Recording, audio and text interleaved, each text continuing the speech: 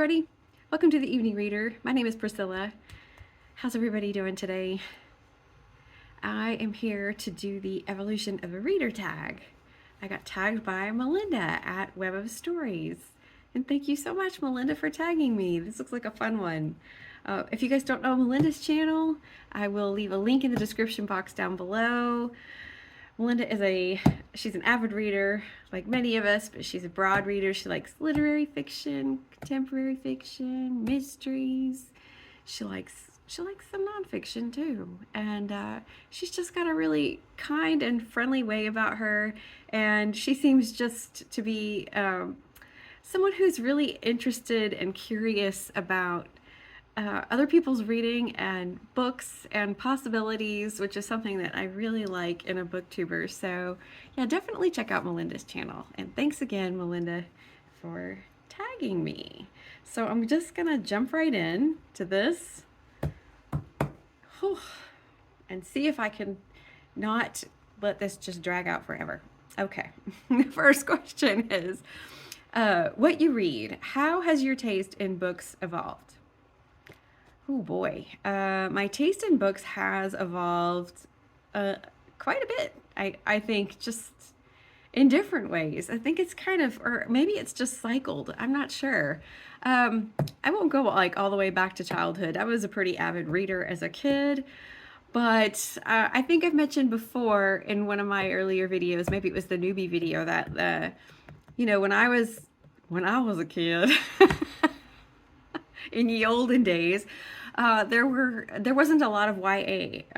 We had Judy Blume and S.E. Hinton and things like that, but I started reading books that were like classics and more adult type books when I was a young teenager. So, I was reading things like Daphne du Maurier. I was reading the Brontes, Edna Ferber and things like that that were sort of out of the school library, but I was also like reading stuff off my parents' shelves.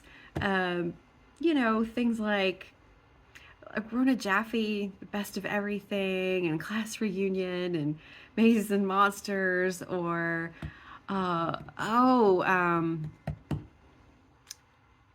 Michael mentioned this one the other day, Peachtree Road by Anne Rivers Siddons, I think it was. That was one I remember reading. And The Wheel of Fortune by Susan Howatch. I forgot about that one. But I mean, I was even reading like Danielle Steele and, I was reading John Irving. I loved The World According to Garp and Hotel New Hampshire. So I read pretty much everything. I liked Susan Isaacs, Anne Rice. That was all high school. And when I went to college, I was an avid rereader. I took mostly like my favorite books with me and I would just reread them. And then I was an English major, but not right away. I wanted to be a playwright. So I used to read a lot of plays also when I was in high school. And I wanted to be a playwright. So I was a drama major. And then that didn't work out because they said, you have to probably do some acting or try to audition for things. And that was like, no, I'm not getting on a stage. And so then I switched majors and switched majors and switched majors and finally ended up as an English major. And then, I probably started to read more seriously when I finally decided that I was going to be an English major. And I started to read a lot of classics, and I was also reading a lot of nonfiction. And I remember like that one semester that I changed, I just took on all these reading projects, and I was reading Anna Karenina, and I was reading Lonesome Dove, and I was reading Robert Caro's Path to Power, the first volume of his in his large work on Lyndon Johnson in the 1960s. Well, I mean, really the first half of the 19th century, because Lyndon Johnson. And I was reading about like the French Revolution. I was reading Geek Love, and so I got more and more into reading classics like Russian and French novels, not in Russian or French. I read the abridged version of Les Miserables and thought that it was the real book, which is even funnier. And then I got really into Sylvia Plath and Then I got to graduate school, and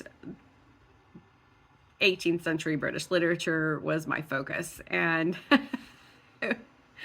so, I mean, all the Samuel Richardson, so Pamela, Clarissa, Henry Fielding, Tom Jones, Lawrence Stern's Life and Opinion of Tristram Shandy, which is still one of the most modern meta books ever written. Yeah, I mean, nothing says fun like a 1800-page epistolary novel. So, I was a good time gal. I was really fun. And then at some point, I just started to kind of waffle on getting a PhD because nobody was getting jobs and I didn't know what I was going to do. But also, I had a best friend who was a creative writer, and she convinced me to take some creative writing classes. So when that happened, I really I did like a 180 and went from reading more classic literature. I mean, I did read some contemporary literature, so it wasn't like I was only reading classics all the time, because I would read like Anita Brookner or James Smiley or Amy Bloom and things like that, just Annie Proulx, like now and again. I really fell in love with short stories, though, and I started reading Lori Moore and Mary Gateskill and Tobias Wolff and Raymond Carver and John Cheever and Best American Short Stories, just every year buying it. And then I fell in love with Alice Munro, and I was determined then. Well, in my professional life, I decided to leave graduate school and become a technical writer. But then, as you know, for my personal ambition, I was like, I'm going to be a short story writer. So I was all devoted to the short story and really didn't read a lot of novels for a long time. I mostly just read short stories and obsessed over short stories and tried to write short stories and was really, really bad at it. And I kind of eventually, like, I think like in the early 2000s, just went, I kind of just fell out of love with it because I couldn't do it. And also at that point in time, things started to feel repetitive. Like things were not feeling very original. It felt like a lot, had read so many that they started to feel recycled almost. And so I went through like a fallow period where I was in a book club and I would read for my book club and I would occasionally pick up a book, but I probably wasn't reading more than 25 or 30 books a year. I mean, and I don't read that many books a year now. I read about 52 books a year. But when I started to bounce back, I came back into reading things like other stuff, like picking up more contemporary popular novels. I think one of the first things I read kind of as I bounced back was Prep by Curtis Sittenfeld, which I absolutely loved. And then moved on to like Laura Lippman. I got really into Laura Lippman. I not her series, but her standalone stuff. And I was reading just other contemporary novels. And then I started my book blog in 2009, and it just sort of took off from there. And I started to, see what was new and started reading a lot more of everything. Literary fiction, contemporary fiction, nonfiction, still mostly on the fiction side though. And, just kept it going. It's pretty much kept going at about the rate I've been at for all these years. So yeah, so not bad. But that's how it's evolved. So I would say it's broader than ever, and I really like that. I read science fiction and fantasy as well, which I wouldn't have done even probably 10 or 12 years ago. I still was, I would maybe try a little bit, but not so much. I was kind of reluctant, but games and movies kind of changed my mind about science fiction and fantasy, and I started to read more, and so not a lot, but I'm getting there. How you read. How has the format of your reading changed? It really hasn't that much. I did get a Kindle for my birthday in 2010, and that was really helpful for many years because I traveled for work. And when we lived in the States, I really was in the habit of using the library or my Kindle. And at the time, also, I was doing NetGalley. And so I was getting stuff from NetGalley, which was also great for Kindle. And it was a lifesaver. I never did check Kindle books out of the library. I always checked out physical books and then used my Kindle for reading when I was traveling, and because I never wanted to travel with a library book. And I think at the time, like, my library didn't have a lot of great stuff on ebook. They had more stuff that was just in the physical book form. So yeah, it hasn't changed that much. When we moved here, I read more on my Kindle still. I think I'm about half and half, just because it's sometimes easier for me to get U.S. titles or older books that are not easy to get here. It's just easier for me to get them on Kindle than it is for me to get them in the bookstore. There are several English language bookstores, including a really pretty good used English language bookstore, which hopefully I'll take you to sometime. But the other two bookstores are Waterstones, which, it has a pretty good selection, but it doesn't have everything. And then the other one is the American Book Center, and it tends to carry more contemporary fiction. So maybe like things from the last 5 to 10 years, just because they don't have a ton of space. So yeah, it is what it is. How much do you read? More or less than previously? Like I said, I think it's pretty consistent. I think I'm still, I'm still between. I'm still around 50 books a year. I just don't. I don't read a ton. I mean, I read about a book a week, depending on if I'm reading like a chunkster or what, work situations and things like that. I would definitely love to read more, but yeah, I guess that's sort of the next question is, when do you read? I used to read in the morning when I got up, which I do still do, but I also get up and write, and then I'll spend like a half an hour or an hour reading.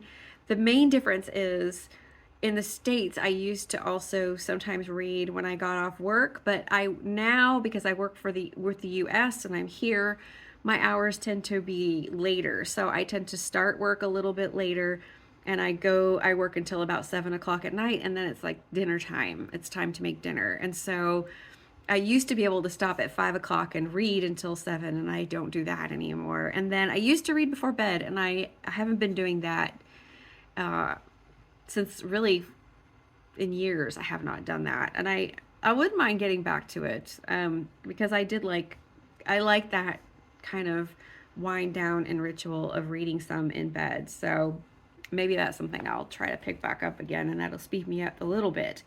Has how often you read changed? Well, I think I just answered that question. So yes, it has. It has. I just don't read as many times throughout the day, except maybe on the weekends, when I tend to read I read longer in the morning, and then I may read again in the afternoon, which is really nice. And the final question is, how has BookTube changed you as a reader? Well, I haven't been on BookTube that long, but I do feel that it's already, I don't want to say exerting a pressure, but it's definitely, looking at events and wanting to sort of follow along, and for a sense of community, but also because I'm interested, also because it matches things I have on my shelf, or it's something that, yeah, I wouldn't maybe normally pick up otherwise. I think I think I'm just expecting that BookTube's just going to broaden my reading experience.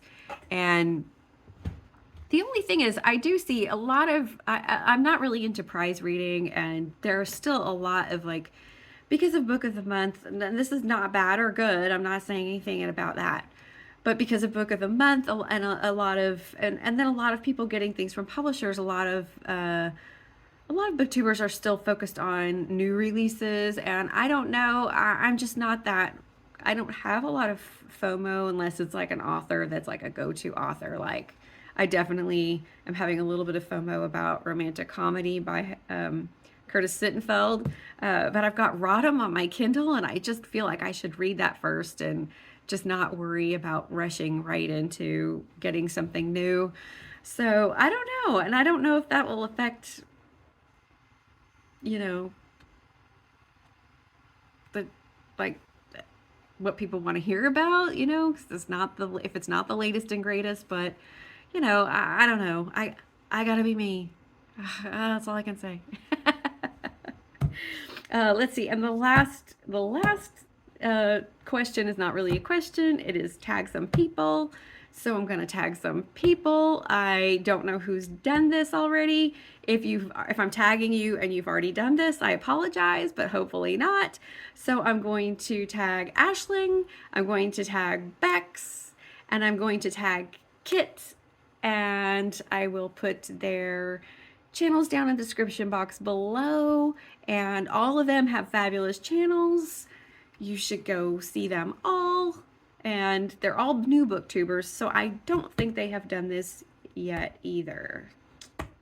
So and if you don't have a channel and you want to let me know in the comments below, I would love to hear from you if you want to answer all or any of these questions.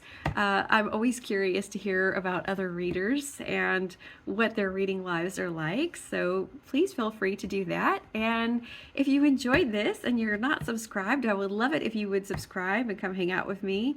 And if you are subscribed, please give this video a like. And also, yeah, if you're not subscribed and you can still like it. You don't have to subscribe. I mean, you know, I understand. BookTube's a big world. There's a lot going on out there. Anyway, I will see you guys on the next one. Take care. Bye-bye.